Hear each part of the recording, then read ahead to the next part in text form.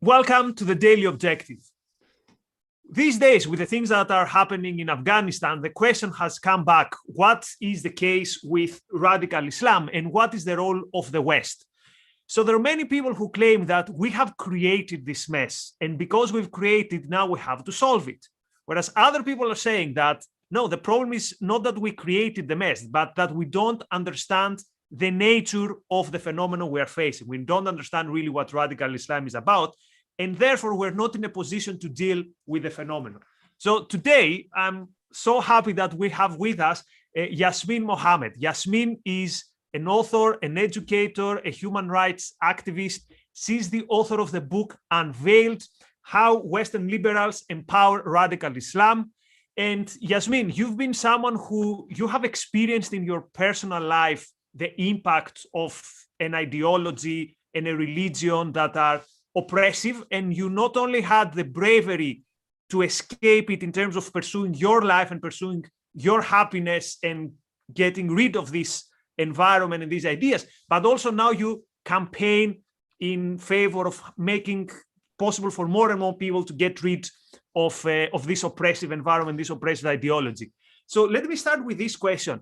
What is your understanding of where does these ideas come from? So till the 1960s, let's say, radical Islam was not considered a problem. So there were many oppressive regimes in the area in the Middle East, but they were secular mostly regimes. So is there any point to this argument that says that because we meddled too much in that area, we the West in a way created this monster of radical Islam? What's your take on this? My take is that I am continually impressed at how the West can find a way to center themselves in every issue. I always found it so interesting. I said, yes, Arabs were running around in the desert making sandcastles until the West was formed and came and taught them, all about how to kill gay people, how to treat women terribly, all of these Sharia laws, all of them, none of this would have happened if it wasn't for the West. Of course, that's completely ridiculous. So it's not to say that the West didn't play any part at all. It did. And the part that it played most significantly is that Islamism, so what you're referring to when you were saying after the 60s, so in the 70s and the 80s, there was this surge of political Islam. And the people that followed political Islam were called Islamists. And they're basically Muslims, but they're Muslims who want to spread Islam through either the sword or through diplomatic means. So when it's through the sword, we call them jihadis, we call them terrorists. And when it's through diplomatic means, we call them Islamists. So those are the ones that are in your universities, the ones that are in your governments. So they have the exact same goal, but they're just going to do it in two different ways. So that surge started to happen in the 70s and 80s because it was an anti-West sentiment. So that's what allowed it to grow, was because a lot of people who were feeling angry at the West, disgruntled at the West, were like, well, Islam huwa al-hal. Islam is the answer. So that was the Muslim Brotherhood, that is the Muslim Brotherhood's mantra. So if you don't like this kind of world, well, then this one is the answer. And Hassan al-Banna started Muslim Brotherhood from Egypt. Sayyid Qutb wrote a book about how when he went to America, he saw that it was such debauchery everywhere. People were so horrible, and women and men were dancing together and all of this stuff. And it just offended him so much that he decided that we should stop trying to secularize and instead we should Islamize. So all of these sort of Islamist ideas started to grow and grow and grow, not only in the Middle East, but all over the world. It's spread. Now, it's an important thing to note too, that this falls, if you look at the timeline, when the Ottoman Empire fell, when the Islamic Empire fell, this is why the Muslim Brotherhood existed, is because they basically figured, well, we've just lost our huge empire. What are we going to do now? How are we going to get it back? We can't get it the way we got it the first time. We can't go around raping and pillaging. We have to figure out how are we going to do this? And so that's when they decided, well, we can do it through diplomatic means. We can do it through using secular laws against themselves. We can do it through immigration, and we can do it through the wombs of the Muslim mothers. And that means basically bringing up you marry 4 wives, you get each one of them pregnant multiple times, and eventually you're 10% of the population and you have voting power. So that was the idea behind Islamism, behind Islamists, was that they were just going to spread Islam, but in a different way. And they've been very successful. They said, we are going to overtake Europe without raising a single weapon. And that's the game they've been playing all these years. They called it the 100-year plan. And so far, unfortunately, things are going to plan. So in his book, I was reading Majid Navid, who has also endorsed your book, and he talks about Islamism as a political movement. Correct. So the question is, and this is a question in the minds of many people, so how do you tell people who follow one religion and who just want to go their own way to be peaceful, hopefully not being violent even within that religion? And how do you tell who are the people, and what is the percentage of people who say, no, we're on a mission here, there's a project here, there's a way of life that we want to enforce on others? So how can someone make this distinction without falling to the easy trap of saying, oh, there's X amount, let's say, of Muslims in Europe, therefore all these people are, let's say, the ground troops of an army or the ground troops of an invader? That's the multi-million-dollar question, Nikos. There's no easy answer for that. There's no other way to tell other than to just speak to the individual, ask them, how do you feel about freedom of speech? How do you feel about Charlie Hebdo making a cartoon of Mohammed? How do you feel about women's rights? How do you feel about women deciding if they want to wear the hijab or not? How do you feel about a woman deciding she doesn't want to wear the hijab? How do you feel about Jewish people? Do you feel that they're your cousins, or do you feel that they are descendants of apes and pigs? How do you feel about the LGBT community? Do you think that they should be killed by stoning or by throwing off a high building or by burning alive? Or do you think that they have every right to live happily as much as you do? So you have to, it's not, there's no easy way to tell, like people think that there are sometimes, I hesitate to even say this, but sometimes people take shortcuts by saying, oh, this person is wearing hijab, or this person is wearing niqab, therefore they must be conservative, or therefore they must be a fundamentalist. Therefore, they must agree with, Islamist ideals. But the problem is, quite often those women are forced to wear that clothing, and you don't know what she's thinking underneath it. Maybe she's married to an abusive man and she has children, and she's unable, maybe she's not financially stable. She doesn't have any control over her life, so she's unable to escape. But in her heart and mind, she's against all of this. So it's really difficult to say, how do you know? But in answer to your second question about percentages, we do have some Pew Research that shows us some scary percentages, numbers that don't look good, some numbers that are even in the UK and in the US that are shockingly scary, because you would assume that people who are living in Western nations are more open-minded, more accepting of different narratives. And that's not necessarily true. However, the reformers, so the people that want to identify as Muslim, however, they also want to live by, this century's progressive ideals. So they are the ones who say, I'm a Muslim, however, I think that women do not have to wear hijab if they don't want to. They can pray in the mosque side by side with men. In fact, women can also be imams. So they're all about all of these equalities that we've earned over all of these years. You have groups like MAAS, Muslims Against Anti-Semitism, different reform groups like that. You have the Muslim Reform Movement. So they are undoubtedly very small groups of people, and they generally only exist in the West because that's where they are more able to speak freely.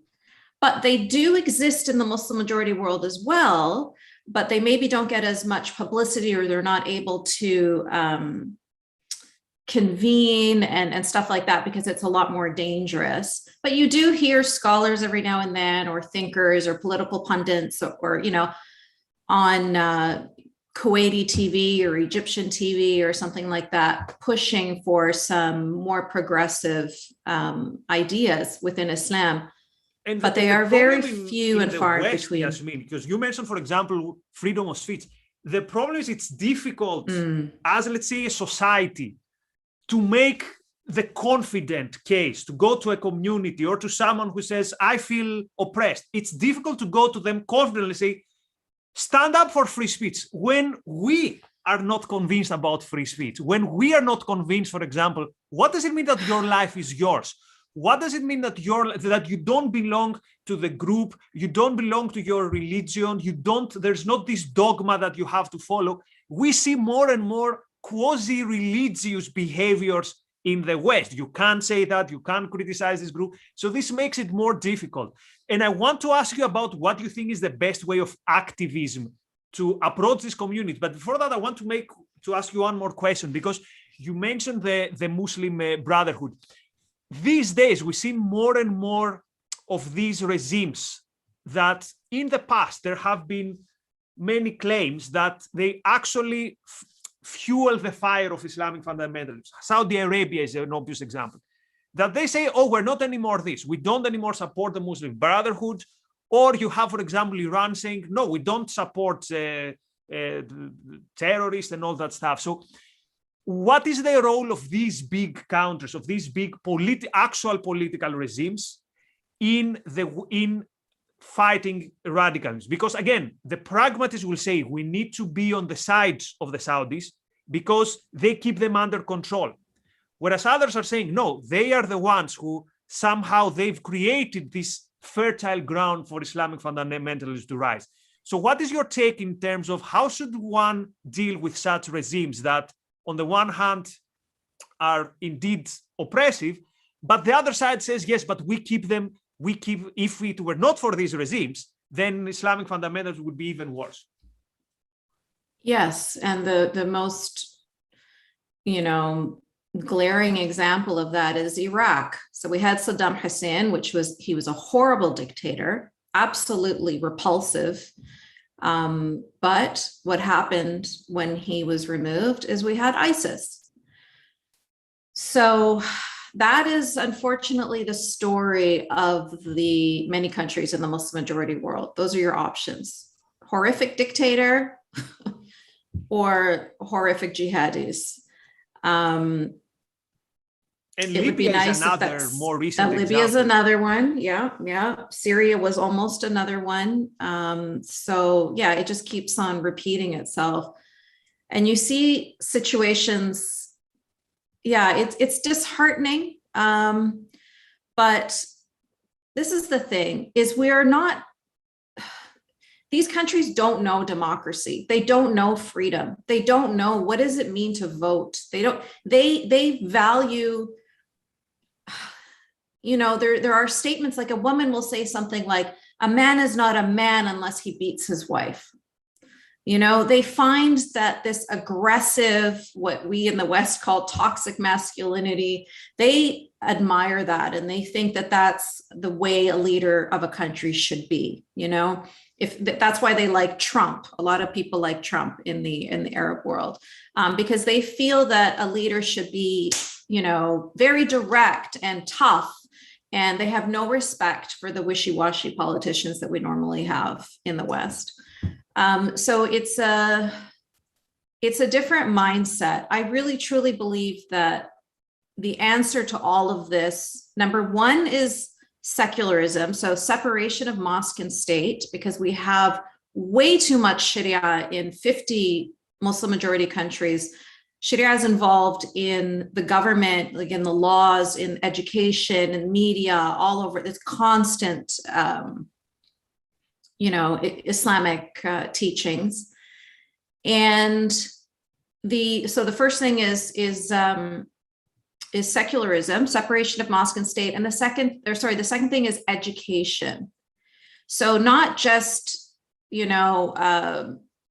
more than education is critical thinking, critical analysis, allowing people to question, allowing people to think, because that's also not very common, like you're not, education there is more like rote learning and that traditional kind of regurgitation of what your teacher just told you or of what's written in the textbook. But there's a real need for enlightenment. The Renaissance has to happen in that part of the world. And that's very obvious when everybody's paying attention now to what's happening in Afghanistan, and they're seeing what's going on there, and they're like, this is ridiculous that this is happening in 2021. And I have to stress, I'm glad people are paying attention to like what's happening to the women in Afghanistan, for example.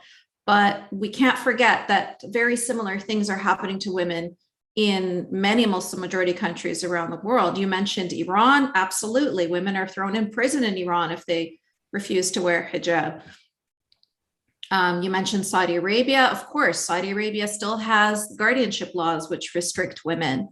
They have been reforming. So this is important to note. Saudi Arabia has been reforming significantly, not only with their women's rights issues, but with their issues, with their situation with Israel. They're really showing some progress. Now, a lot of that has to do, it's all political, of course, because at the end of the day, they see what happens when Islamists or jihadis take over, and they want their country. It's a absolute monarchy, and they have to keep control of it. But their society, their people in the country are still very, very close-minded. And so you have to pick your poison. You're not going to find the perfect ally. And, when it comes to Iran and Saudi Arabia, which one are we going to choose? The answer is very, very clear that you ally with Saudi Arabia. Iran is a horrific regime. Their chants of death to America are, mourning. It's part of the mourning routine for kids in school. So, it's very clear that you should go with the country that, of course, it has many human rights violations that need to be addressed, but at least they are working towards progress. They're working towards reform. They're willing to sit at the table and have a conversation. They don't just want to, annihilate the West. So, or if you are to go against them, you have to go against them having some understanding of what are your values and what you are against. And I'm afraid that the West is completely missing it, which actually leads me to the next question, which is closer to the work that you're doing. So why do you focus on liberals, or as we'd say in Europe, mostly leftists in the West? So what do you think is their role in, let's say, sanctioning or justifying, or if not justifying, not criticizing hard enough Islam? So A, do you see this happening? And B, why do they have these, let's say, double standards that, for example, if a small percentage of men have some very toxic attitudes, we talk about toxic masculinity. But as you said, if 25% or more of a population says, for example, I think homosexuality is a sin, then we don't have a problem of toxic something, it's just we put it under the carpet. So why do you think there's this double standards? I mean, these are probably, they're not bad people. So they don't wake up in the morning and they're like, okay, how do we oppress women in Islam? So why do they make this fundamental mistake? Why do they have this blind angle towards Islam? I struggle with that question all the time. That's the whole reason why I started to become public, was because there was an episode of Bill Maher where Sam Harris and Bill Maher were both talking exactly what you just said about liberal values. We support liberal values in the West, but let's say, for example, LGBT equality, we support it in the West, but when it comes to 15 Muslim majority countries that will execute people for being gay, we don't want to talk about that. And then they both had Ben Affleck jump in, and he started screaming and calling them gross and racist and shutting down the conversation. Now, what's interesting is that Ben Affleck did a movie called Dogma, where he criticized Christianity pretty harshly. But for whatever reason, he felt it's okay to criticize Christianity, but it's not okay to criticize problems that occur because of the religion of Islam.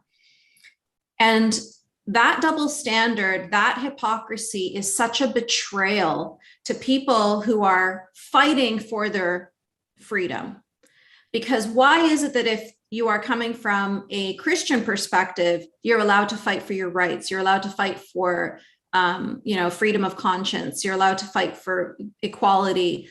But if you're coming from the Muslim world, or if you're coming from a Muslim family, you're not allowed to do that. That's now Islamophobic, that's bigoted, that's wrong. You have to stay, 500 years in the past. You're not allowed to play in this sandbox.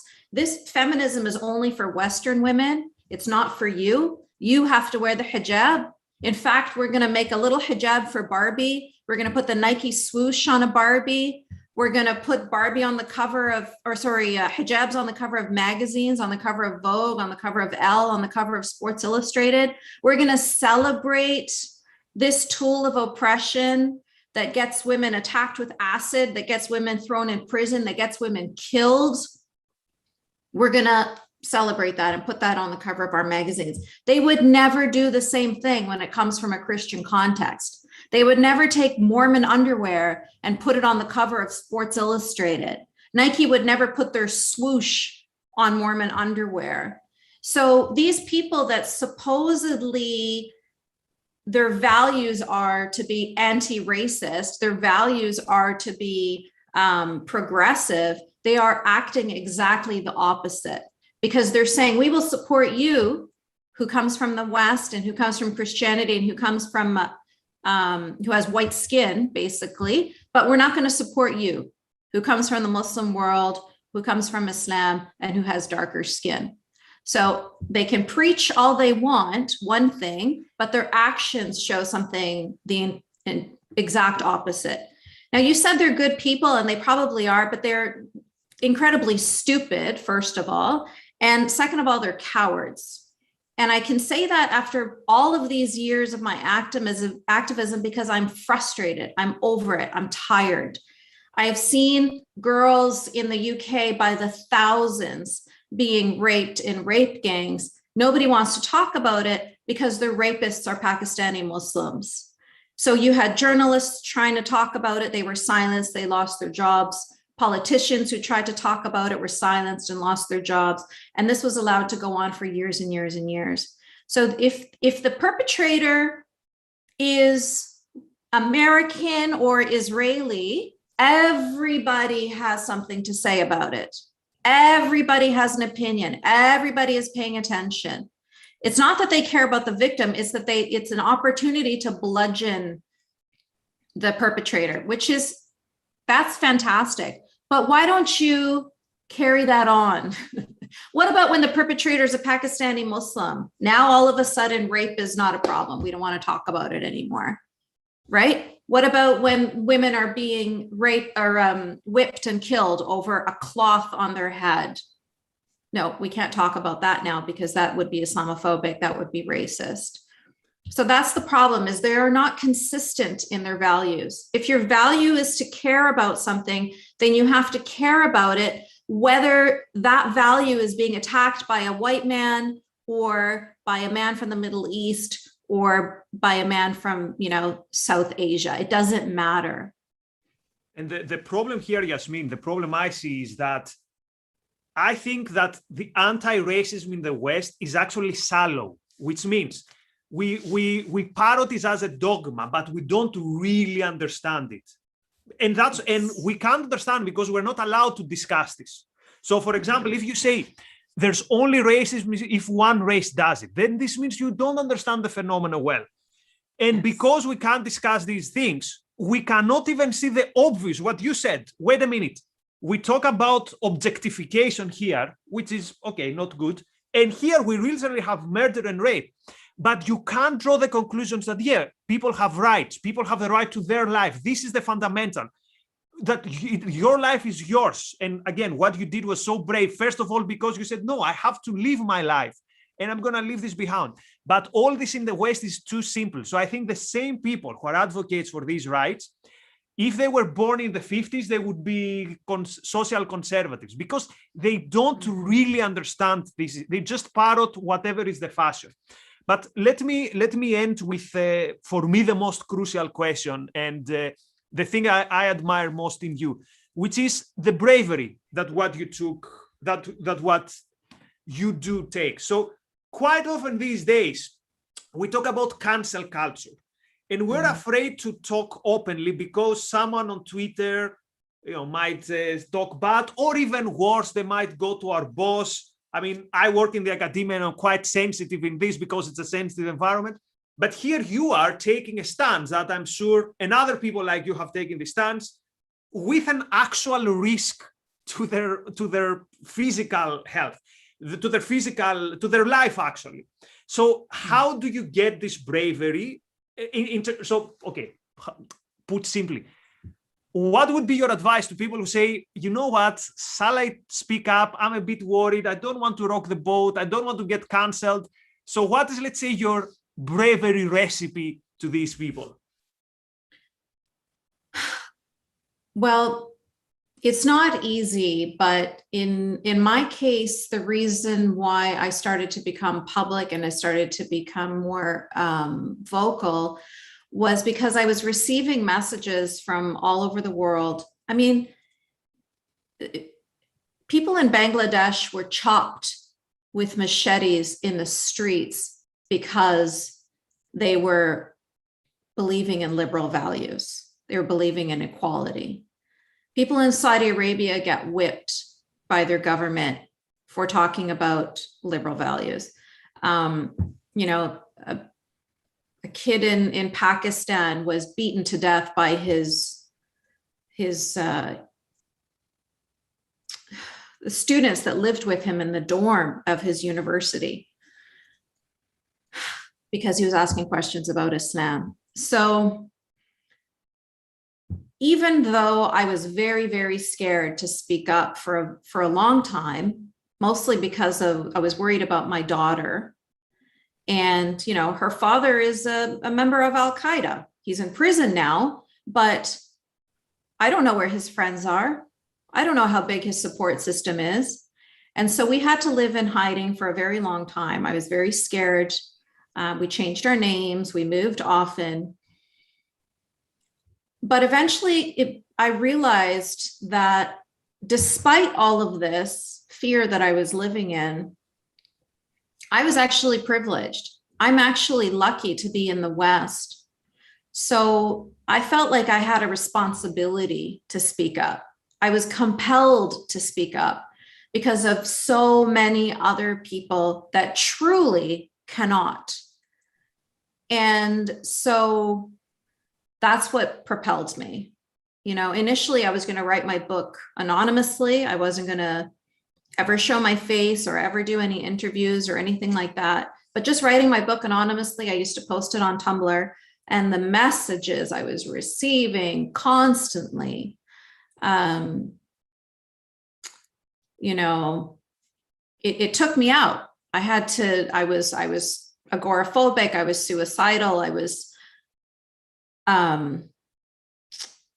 I had a complete breakdown. It was too much. It was too much trauma. And I was already dealing with my own because I was starting to write my book. So I had already, I was already raw in a fragile state anyway.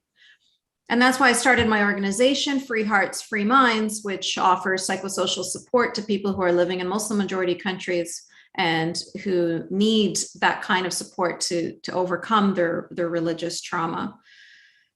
But to answer your question, how can I give a recipe to other people? All I can say is be true to yourself, be consistent. I was talking to Dave Rubin, who is a friend of mine, who was saying that when he was, he was a comedian, and by the day he was telling homophobic jokes, and then he'd pick up some guy from the bar, and go home with him. And it was like he was living this double life. And he said, he almost was, angry at himself, horrified with himself. He got to the point where he said, I have to be honest. I have to be, I don't care what the cost is anymore. I have to be honest about what's going on. And I related to that because as like when I was describing before, a woman in niqab could hate everything, but she's covered in this black top to bottom. That was me. I was talking about myself. I had the black gloves. You couldn't even see my eyes, head to toe in black. And you would think when you looked at me, my gosh, that woman must be a jihadi supporter. In fact, I was married to a jihadi, so it would be obvious for you to make that assumption. For people who don't know, forced married to a jihadi. Yeah. Correct. Absolutely. Yes. I did not choose to marry him by any means. But anyway, so,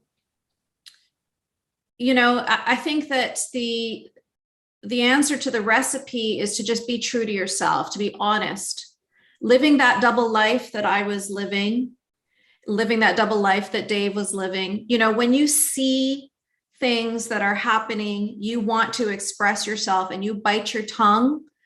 At that point, the terrorists have won because they have scared you into submission.